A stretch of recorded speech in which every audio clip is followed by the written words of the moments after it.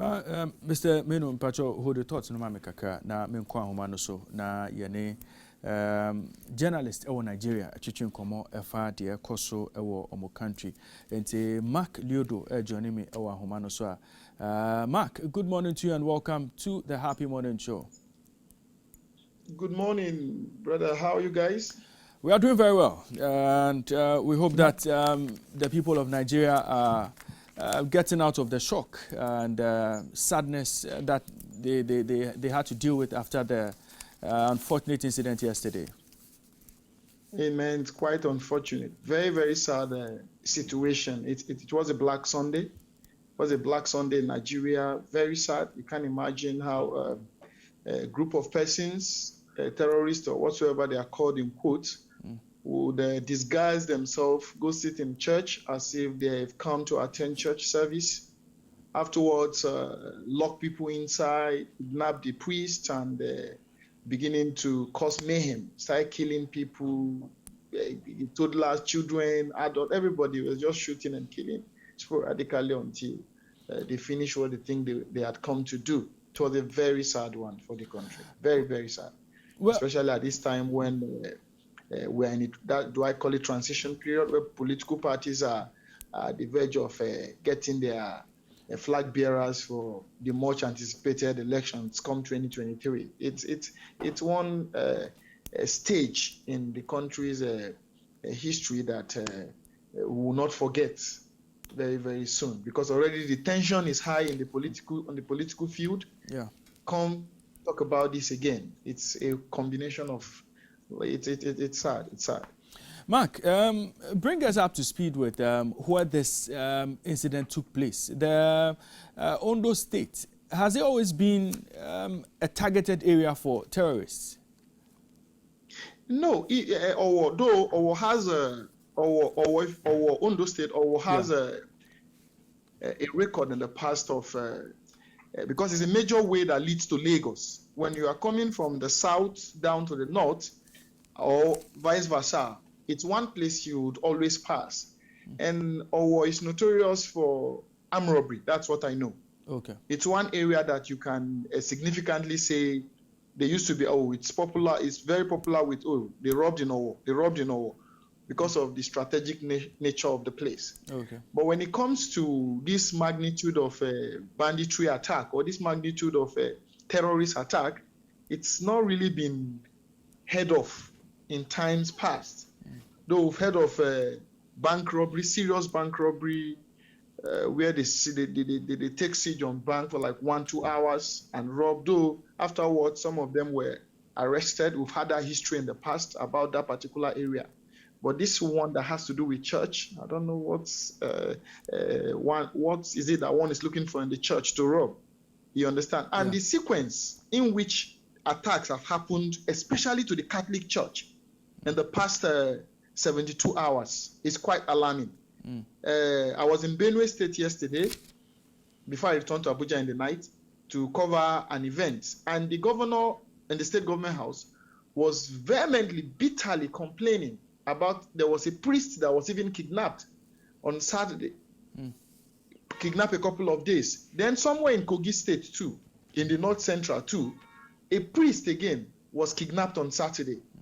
Only for yesterday, Sunday, again, for the Catholic Church to be attacked. And all this thing happens against the Catholic Church.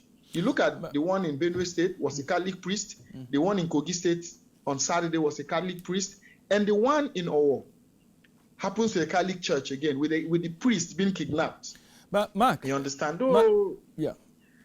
Mark, I'm sure you would be following some of the conspiracy theories, with regard to what's happening with the Catholic Church. But what can you say could be the reason why the Catholic Church seems to be the target for these bandits or terrorists? Even personally, as a person, I have been trying to analyze the situation itself and had come to my conclusion that this particular attack on the Catholic Church must have a strong undertone that I am still trying to come up with.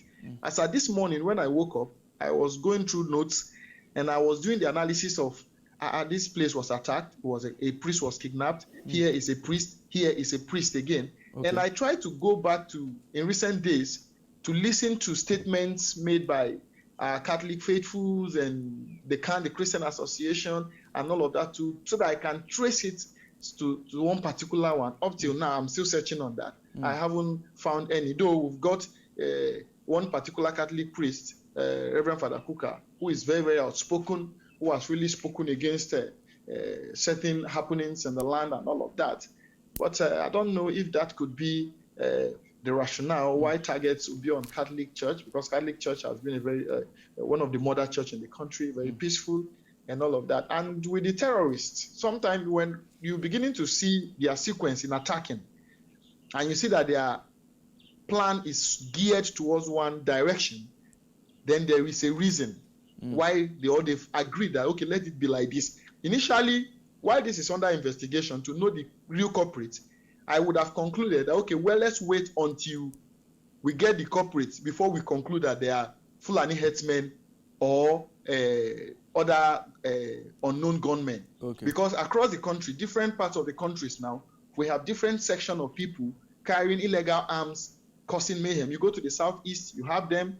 Go to the north, you have the Boko Haram and all of that. You go to the south, you have the unknown gunmen. You go to the southwest too, we have those that are agitating for seizures, ceding the country and all of that. You come to the north central, I think they are relatively better, but still, you still have what we call the herdsmen terrorizing the area. So you're beginning to ask yourself, who, how, where is this all coming from? But because of the sequence of it now, I'm beginning to believe that the terrorists are behind this thing. The terrorists, they've entered into virtually every part of the land, and they're finding their way until the country makes security, decide to not to politicize security issue, let everybody comes together and see that we can fight this together as a people. Mark, and we will continue to be sitting on a long bench. Well, Mark, you spoke about security and politicization of security. What's the state of affairs when it comes to the Nigerian security trying to contain the threats of these bandits and